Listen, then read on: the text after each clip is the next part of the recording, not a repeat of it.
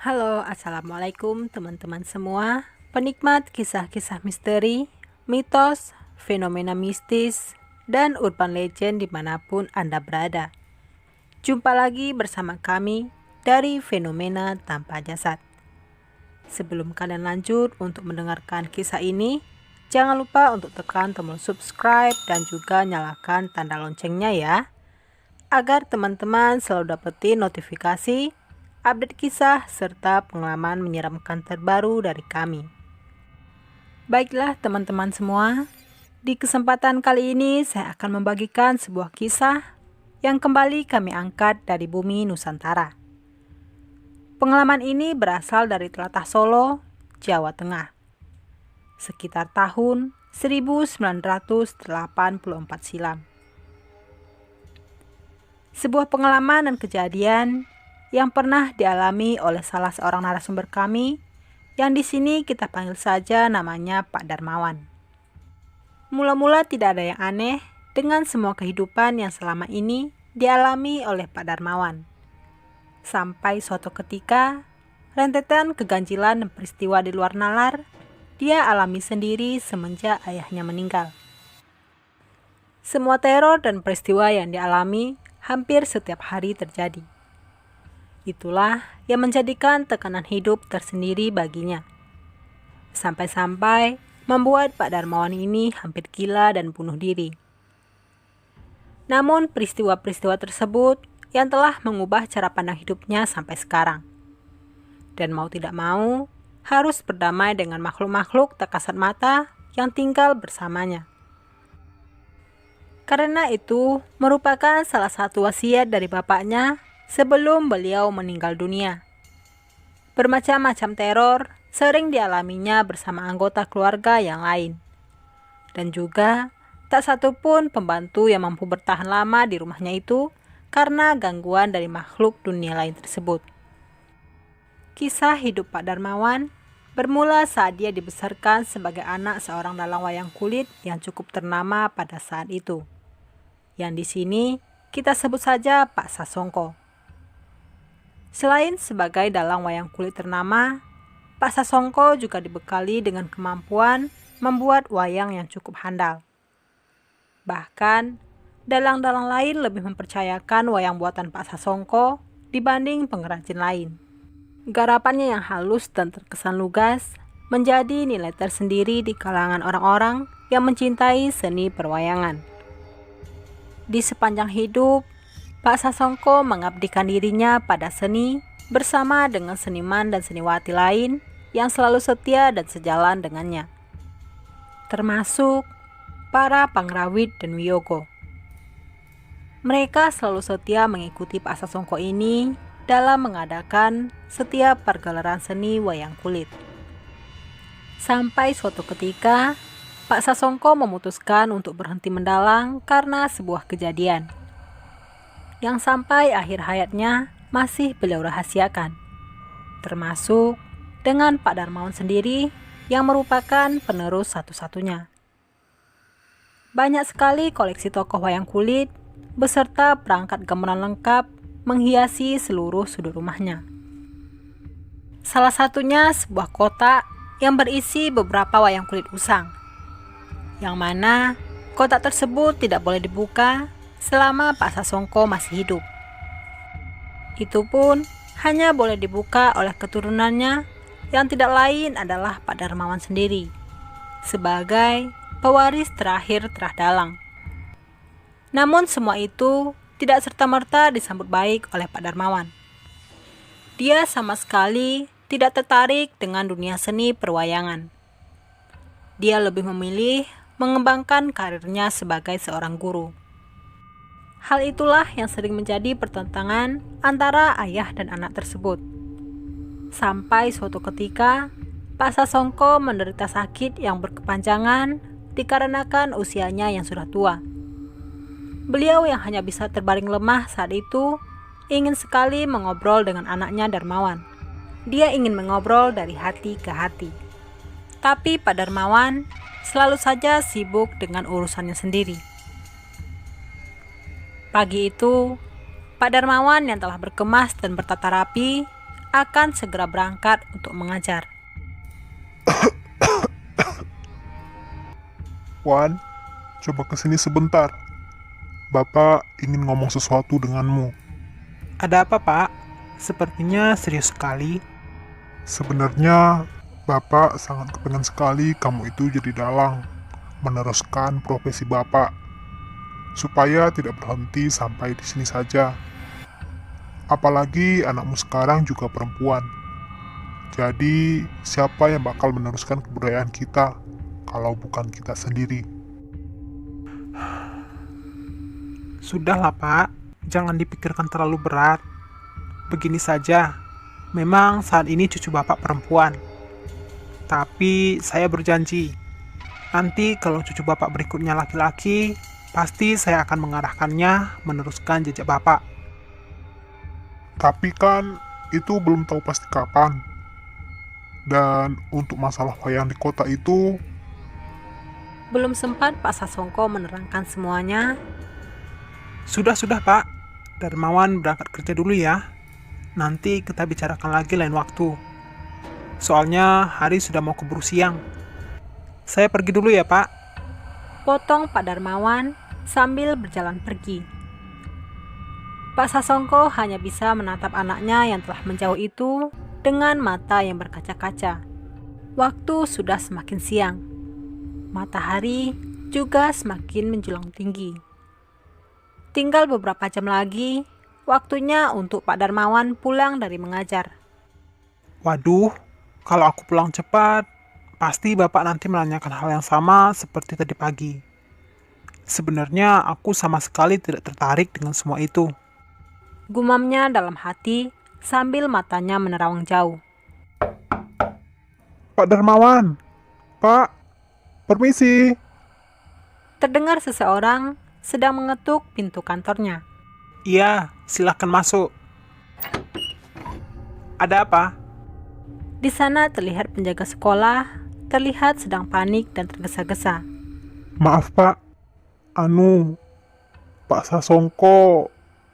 Pak Sasongko telah meninggal Pak.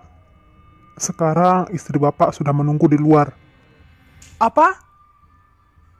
Di mana istri saya sekarang?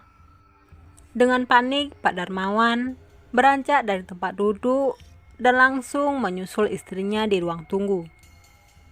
Di sana tampak istrinya Mia dan anaknya Tasya telah menunggu sambil sesekali menyapu air matanya dengan tisu.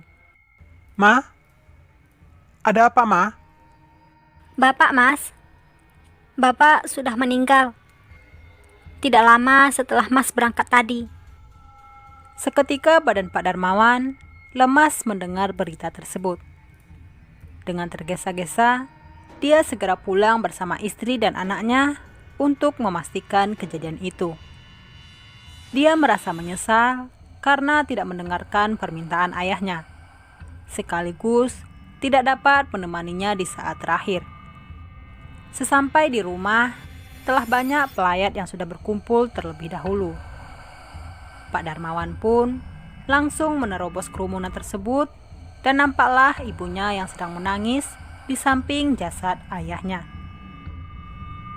Rasa haru dan tangis Pak Darmawan ini pecah saat itu juga. Seakan tidak percaya bahwa orang yang selama ini selalu berselisih paham dengannya, kini telah pergi untuk selamanya.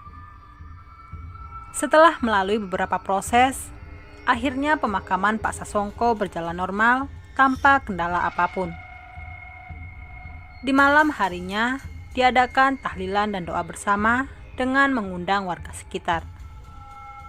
Satu persatu acara telah selesai dilaksanakan. Warga yang diundang pun telah pulang ke tempat masing-masing. Kini, tinggallah mereka berempat, termasuk Tasya yang sedang berlari-larian. Terdengar sebuah suara batuk yang tidak asing lagi di telinga mereka. Wan, apa masih ada orang di luar?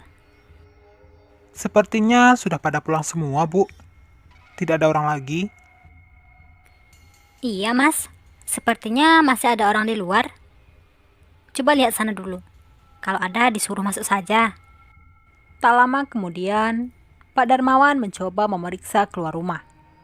Tapi tidak ada seorang pun yang berada di sana. Suasana begitu lekang dan sepi. Pak Darmawan pun kembali masuk ke dalam rumah.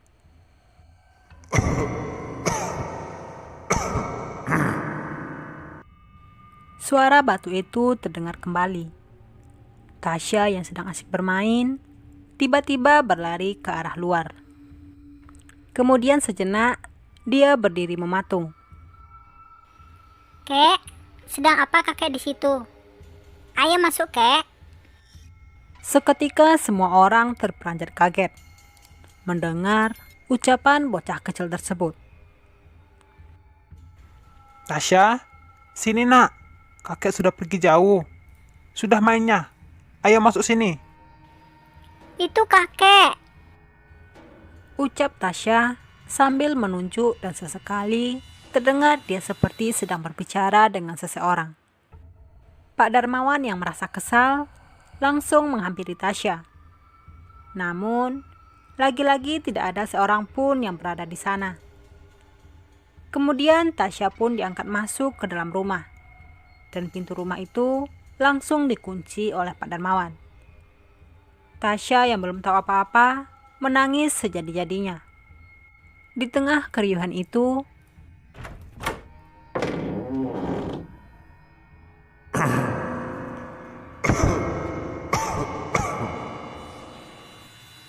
pintu yang semula dikunci tiba-tiba terbuka dengan sendirinya.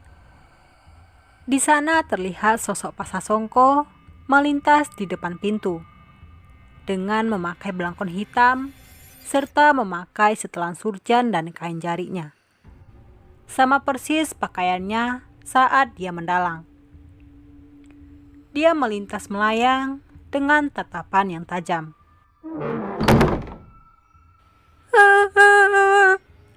Pak, maafkan kami jika kami ada salah. Pergilah dengan tenang. Kami semua sudah ikhlas. Tangis ibu Pak Darmawan kembali pecah. Kejadian di luar nalar lebih sering terjadi semenjak sepeninggalnya Pak Sasongko. Tasya, anak Pak Darmawan, sering terbangun dan berbicara sendiri pada malam hari. Sempat suatu malam, Pak Darmawan mendengar Tasya sedang terbangun dan berbicara sendiri. Terdengar gelak tawa Tasya layaknya sedang bermain. Merasa penasaran, Pak Darmawan pun kemudian masuk ke dalam kamar Tasya. Tasya, kok belum tidur? Tasya sedang apa? Itu, Pak. Sedang main sama bibi-bibi itu. Lucu. Tasya senang. Ayo kejar lagi, Bi. Ucap Tasya sambil menunjuk ke arah luar jendela kacanya. Dari sana terlihat 3 sosok wanita yang telah berdiri membelakangi. Mereka berpakaian Jawa lengkap dan mirip seperti pakaian sinen-sinen Jawa pada zaman dulu. Ketiga sosok itu hanya berdiri mematung tanpa melakukan apa-apa. Pak Darmawan yang ketakutan dengan sigap langsung meraih Tasya dan membawanya. Mulai saat itu, Tasya tidak lagi dibiarkan tidur sendirian. Kejadian-kejadian pada malam berikutnya tidak kalah mengerikan. Kala itu, Pak Darmawan yang sedang tertidur pulas tiba-tiba terbangun tepat pada tengah malam, dikarenakan dengan suara-suara gaduh yang mengganggunya. Seakan rumahnya ramai, sama seperti orang yang sedang mengadakan hajatan.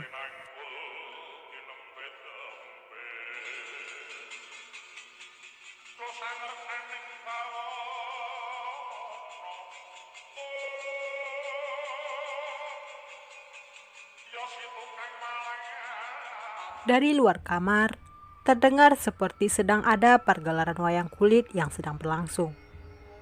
Dengan penasaran, Pak Darmawan pun memberanikan diri mengintip dari balik sela-sela pintu kamarnya. Betapa terkejutnya dia saat itu ketika melihat wayang-wayang kulit milik bapaknya bergerak sendiri dan dengan sabetan-sabetan khas seperti ada yang memainkannya.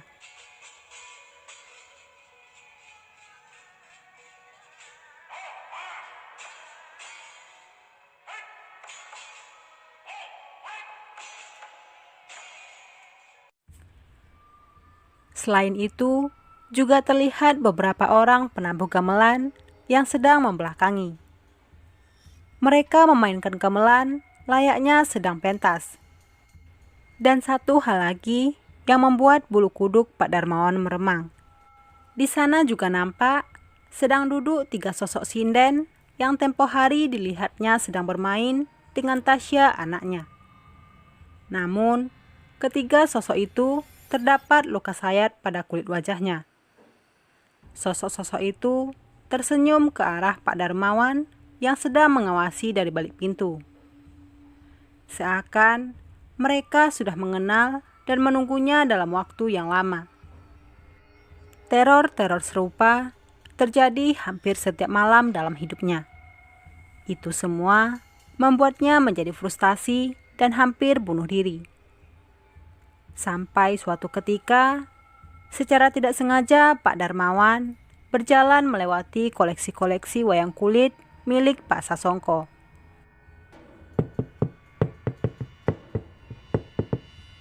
Tiba-tiba dia dikejutkan dengan sebuah kotak kayu yang bergerak-gerak seperti ada sesuatu yang mau keluar dari dalamnya. Seketika, rasa takut menyelimuti Pak Darmawan. Bulu kuduk di sekujur tubuhnya mulai meremang. Sekilas dia teringat akan pesan terakhir dari mendiang bapaknya tentang kotak kayu itu. Yang ingin dia sampaikan namun sempat terputus.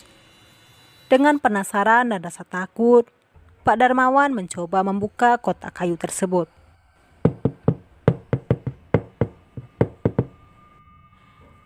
Setelah susah payah, dia berhasil membuka kotak tersebut. Di dalam kotak itu ternyata berisi 3 buah wayang kulit yang telah usang termakan usia. Kemudian, diambilnya ketiga wayang itu dari dalam kotaknya. Lalu, diamatinya detail demi detail di setiap sudutnya. Indah sekali. Setiap lekukan dan pahatannya terasa nyata dan begitu hidup. Sia-sia aku tidak mengenalnya lebih awal. Kemana saja aku selama ini? Tiba-tiba muncul guratan wajah berbeda dari masing-masing ketiga wayang itu. Melihat hal itu, Pak Darmawan yang terkejut langsung melempar wayang itu. Tidak lama kemudian, muncullah 3 sosok perempuan berkebaya dengan luka sayat di wajahnya. Sosok itu adalah sosok yang tempo hari terlihat bermain dengan Tasya. Pergi! Siapa kalian? Kenapa kalian mengganggu keluargaku? Pergi! Kami tidak mengganggu. Kami hanya ingin hidup bersama kalian. Dahulu sebelum kami meninggal, kami telah menitipkan secengkal kulit wajah kami untuk dijadikan wayang kepada Pak Sasongko ayahmu. Kami dulu adalah sinden-sinden beliau. Beliau sudah kami anggap seperti ayah sendiri. Sekarang beliau telah meninggal. Selanjutnya, giliranmu yang meneruskannya. Dan kewajiban kami untuk selalu bersama dan menjaga pemegang wayang kulit ini. Jelas sosok-sosok gaib itu yang perlahan mulai menghilang. Semenjak saat itu, Pak Darmawan tersadar untuk merawat dan melestarikan apa saja yang ditinggalkan oleh pendahulunya. Sedikit demi sedikit, dia mulai mendalami ilmu pedalangan. Kini, seseorang yang kita sebut Pak Darmawan telah menjadi salah satu dalang yang cukup kondang. Dan wayang-wayang peninggalan ayahnya yang terbuat dari kulit manusia itu masih ada padanya sampai saat ini. Bila malam tiba, suasana kediamannya mendadak ramai, seperti sedang diadakan pergelaran wayang kulit. Kisah ini dibagikan oleh Pak Darmawan kepada kami berdasarkan pengalamannya di tahun 1984 silam. Oke teman-teman semua, sampai di sini dulu kisah urban legend dan kejadian mistis kali ini dari fenomena tanpa jasad. Semoga teman-teman dapat terhibur dan bisa mengambil hikmah serta nilai positif yang terkandung dalam kisah yang kami bagikan. Untuk kisah-kisah misteri lainnya, silakan pantengin terus channel ini ya. Dan jangan lupa untuk tekan tombol subscribe, like, comment, and share-nya, agar kami makin semangat untuk membawakan kisah-kisah berdasarkan kisah nyata yang benar adanya dari berbagai narasumber. Jika teman-teman sedang mendengarkan kisah ini, pastikan lampunya menyala dan tidak dalam keadaan sendiri, karena bisa jadi Anda tidak sendiri. Terima kasih, salam keramat, satu nyali tanpa jasad. Wassalamualaikum warahmatullahi wabarakatuh.